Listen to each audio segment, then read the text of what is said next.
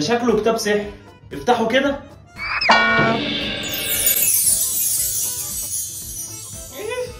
ايه الريحة دي؟ افتح يا سمسم. يا ابني دي مش تعويذة، دي بتاعت عم فؤاد. يا ولاد الكلب، ايه اللي بيحصل هنا؟ ده كتاب سحر يا بابا. هات الكتاب ده. خد اهو.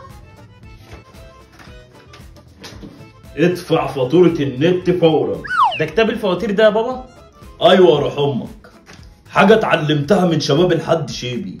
لما اقول ابقى قد القول، ولما اعمل اكون قد رد الفعل.